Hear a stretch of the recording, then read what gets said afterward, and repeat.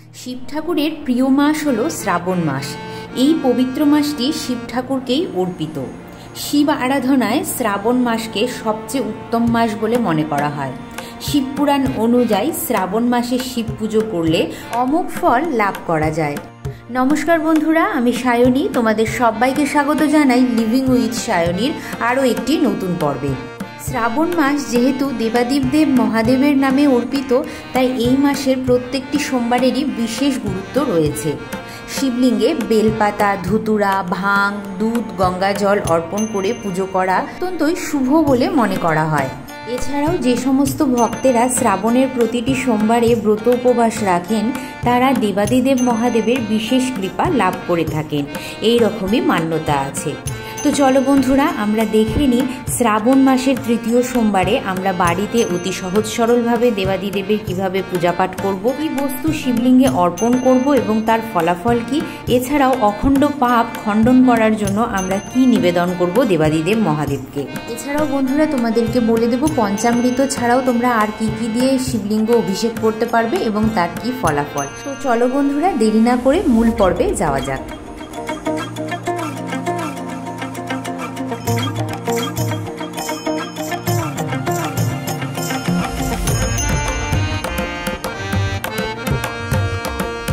প্রথমেই আমি স্নান সেরে শুদ্ধ বস্ত্রে ঠাকুর মন্দিরে এসে দেবাদিদেবের পুজোর জন্য কিছু ফুল আমি এখানে সাজিয়ে নিচ্ছি। দেবাদিদেব অতি অল্পতেই তুষ্ট, তাই তার পুজোতে বিশেষ আয়োজনের প্রয়োজনীয়তা নেই। তবে আজকের পুজোতে আমি একটি শ্বেতপদ্মও নিবেদন করছি। শ্বেতপদ্ম কেন আমরা নিবেদন করব, কি তার গুণাগুণ, সব কিছুই আমি বলে দেব একটু পরে। তার আগে চলো আমি এখানে পঞ্চামৃতটা বানিয়ে নিই। রোজ রোজ পঞ্চামৃত বানিয়ে দেখানোর কোনো প্রয়োজনীয়তা নেই, সেটা আমি জানি। তবে আমার কিছু বন্ধুরা নতুন নতুন পুজো করা শিখছে, তাদের জন্য এই উপকরণগুলো ব্যক্ত করা অত্যন্তই আবশ্যক। এখানে আমি কাঁচা দুধ, দই, দেশি ঘি আর নিয়েছি মধু, আর দিচ্ছি শর্করা হিসাবে চিনি। চলো বন্ধুরা, এবার তোমাদেরকে আমি বলে দিই প্রত্যেকটি জিনিসের কি কি গুণাগুণ আছে। জানো তো, দই সম্পদ ও সমৃদ্ধি বৃদ্ধি করে। সৌভাগ্যের জন্য আমরা ঘি ও মধু অর্পণ করি। দুধ আর চিনি সর্বকষ্ট এবং দুঃখ নিরাময় করে। এছাড়াও তোমরা আখের রস দিয়ে বাবাকে অভিষেক করতে পারো, যার ফলে সুখ সমৃদ্ধি বৃদ্ধি হয়। আর যদি সর্ষের তেল দিয়ে অভিষেক করতে পারো, তাহলে শত্রু নাশ হয়ে থাকে। তো এখানে আমি একে একে দুধ, দই, ঘি মিশিয়ে নিলাম, আর এখানে আমি মধু মিশিয়ে নিচ্ছি। বন্ধুরা, শ্রাবণ মাসে অতি অবশ্যই চিনি দেবে শর্করা হিসাবে, কেন একটু আগে আমি বললাম দুধ ও চিনির মিশ্রণে সর্ব দুঃখ কষ্ট দূর হয়। আর নিয়েছি গঙ্গা জল। পূজাবিধি শুরু করার আগে আমরা এখানে আচমন করব, তার জন্য হাতে নেব গঙ্গা জল। বলবো মনে মনে, ওম তদ্বিষ্ণু পরমং পদম সদা পশ্যন্তি সূরয় দিবিব চক্ষুরাতম। ওম বিষ্ণু, ওম বিষ্ণু, ওম বিষ্ণু। হাতে আবারও গঙ্গা জল নিচ্ছি, আর হাতটাকে ভালো করে ধুয়ে এবার বিষ্ণু স্মরণ করে নিচ্ছি। বলছি, অপবিত্র পবিত্র বা সর্বাবস্থাং গত পিবা যৎস্বরেত পুণ্ডরীকাক্ষ সবাহ্য অভ্যন্তর সূচি নম সূচি, নম সূচি, নম সূচি।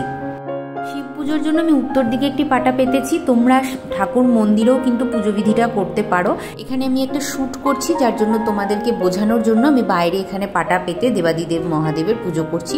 সাদা রঙের একটি কাপড় অবশ্যই পাতবে, কেন দেবাদিদেব হলেন আদিযোগী। তারপরে গঙ্গা জল ছিটিয়ে আমি আসন শুদ্ধিকরণ করে নিয়ে ফুল দিয়ে আসনটি তৈরি করে নিলাম। এখানে দেবাদিদেবকে আমি আসন গ্রহণ করিয়ে দিয়েছি। এরপর পূজাবিধি শুরু করার আগে আমি একটি প্রদীপ প্রজ্বলিত করব, কেন কি যে কোনো পুজোই অগ্নিদেবকে সাক্ষী রেখে করা উচিত। তাই অগ্নিদেবকে আবাহন করার জন্য আমি এখানে একটি তেলের প্রদীপ প্রজ্বলিত করলাম। বন্ধুরা, তোমরা অবশ্যই এখানে ঘিয়ের প্রদীপ প্রজ্বলিত করতে পারো। যারা মন্দিরে যাবে তারা মাটির ঘিয়ের প্রদীপও দিতে পারো। আর সন্ধ্যা আরতির ভিডিওটা আমি এর আগেই দিয়েছিলাম, তো তোমাদের জন্য আমি ডেসক্রিপশনে দিয়ে দেবো কিভাবে সন্ধ্যা আরতি করবে, সেটাও তোমরা সেখান থেকে দেখে নিতে পারো। ঘরে একটি আধ্যাত্মিক বাতাবরণ আনার জন্য আমি এখানে একটি চন্দনের গন্ধযুক্ত দুটো ধূপকাঠি প্রজ্বলিত করলাম। এরপর আমরা স্নানের বিধি শুরু করব। এখানে আমি একটি স্নান পাত্র নিয়েছি। স্নান পাত্রটি তামার হলে ভালো, কিন্তু যদি কারোর না থাকে তাহলে তোমার কাছে যা থাকবে সেই দিয়েই তুমি স্নানের বিধিটি সম্পন্ন করবে। এখানে আমি একটি স্বস্তিক চিহ্ন অঙ্কন করছি। তোমরা ওম চিহ্নও অঙ্কন করতে পারো অষ্টগন্ধা চন্দন দিয়ে বা শ্বেত চন্দন দিয়ে, বা এছাড়াও শ্রীও অঙ্কন করতে পারো, তিনটি শুভ। তার মধ্যে আমি একটি বিল্লপত্র রাখলাম। এবার আমি দেবাদিদেবের কাছ থেকে অনুমতি নেব তাকে স্নানের বিধি শুরু করানোর জন্য এবং তাকে আসন থেকে স্নান পাত্রে বসানোর জন্য। এখানে আমি সুন্দর করে দেবাদিদেবকে স্নান পাত্রে বসিয়ে নিচ্ছি। যখন আমরা স্নানের বিধি করব সেই সময় ঘণ্টা দিয়ে ধ্বনি করা অত্যন্তই আবশ্যক বন্ধুরা। ঘণ্টা বাজিয়ে ওম নমঃ শিবায় জাপ করতে করতে আমরা বাবার অভিষেক করব। ওম নমঃ শিবায় নমঃ, ওম নমঃ শিবায় নমঃ, ওম নমঃ শিবায় নমঃ।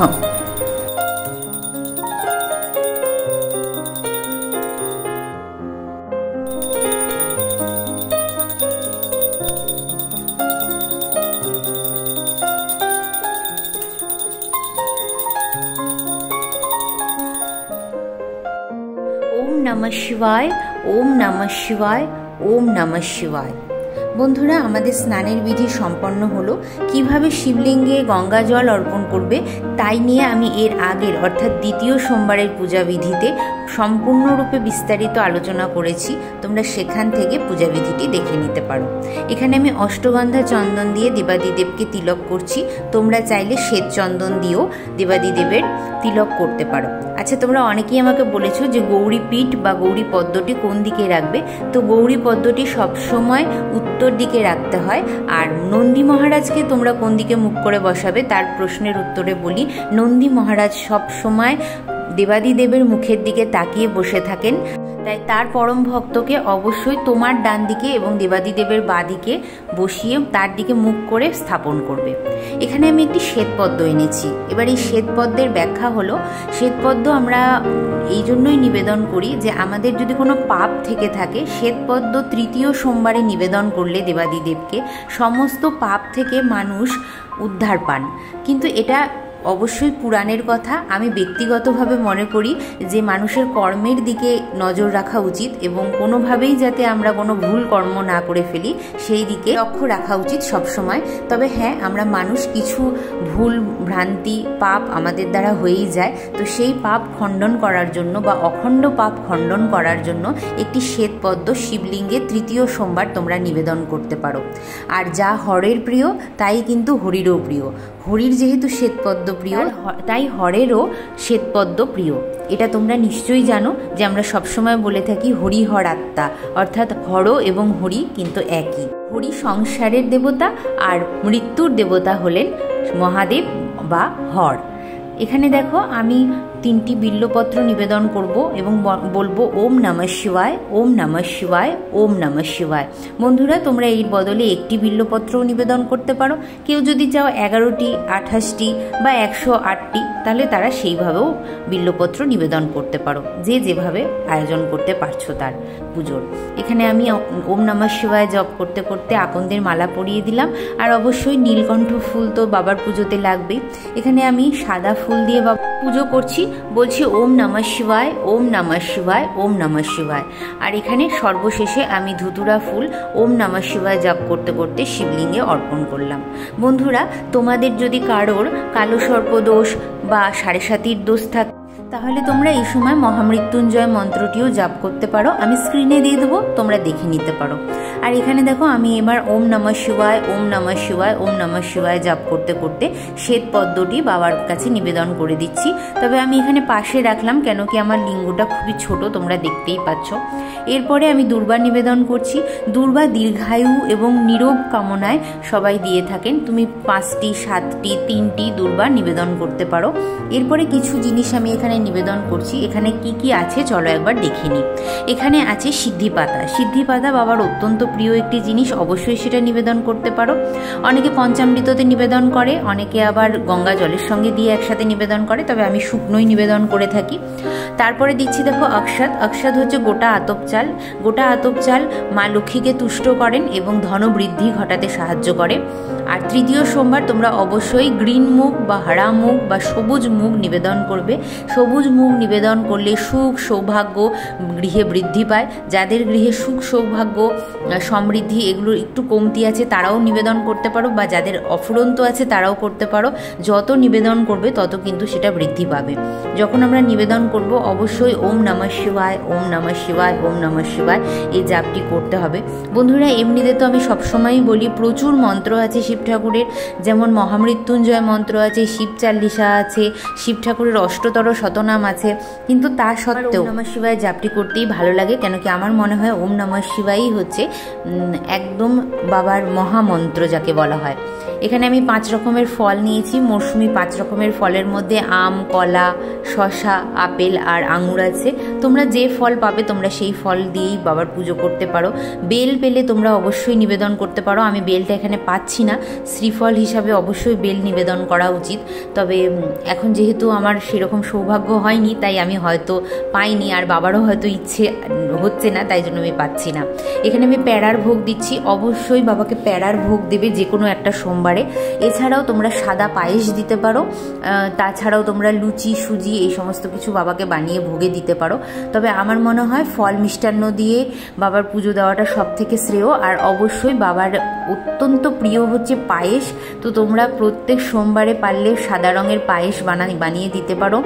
মিছরি বাতাসার ভোগ দিতে পারো, যেটা বাবার অত্যন্তই প্রিয়।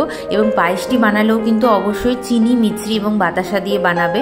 কখনোই লাল কিছু দেবে না, মানে গুড় দেবে না বা গুড়ের বাতাসা দেবে না, যাতে রঙটা লাল যেন না হয়ে যায় সেই দিকে লক্ষ্য রাখবে। এখানে আমি বিল্লপত্র দিয়ে বাবার ভোগটা নিবেদন করে দিলাম। চলো এবার আমরা মঙ্গল আরতি করি, তোমরাও দেখে নাও।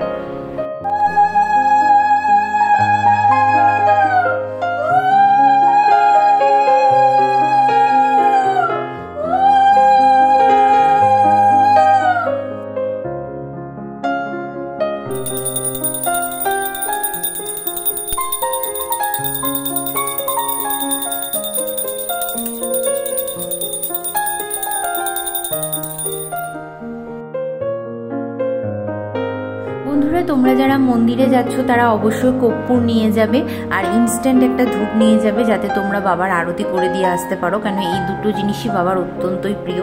তো চলো বন্ধুরা, এই ছিল আমার সহজ সরল তৃতীয় সোমবারের পূজাবিধি। কেমন লাগলো আমাকে অতি অবশ্যই তোমরা লিখে জানিও। যারা আজকে আমাকে ইউটিউব থেকে নতুন দেখছো তারা প্লিজ আমার চ্যানেলটিকে সাবস্ক্রাইব করে আমার পাশে থেকো, আর ফেসবুক থেকে যারা দেখছো তারা অতি অবশ্যই আমার পেজটিকে ফলো করে নিও। চলো বন্ধুরা, আজকের মতন এখানেই শেষ করছি। দেখা হবে আবারও একটি সুন্দর ভিডিওর সঙ্গে। ততক্ষণের জন্য তোমরা সবাই খুব ভালো থেকো, সুস্থ থেকো, আর কমেন্ট বক্সে লিখতে ভুলো না হর হর মহাদেব।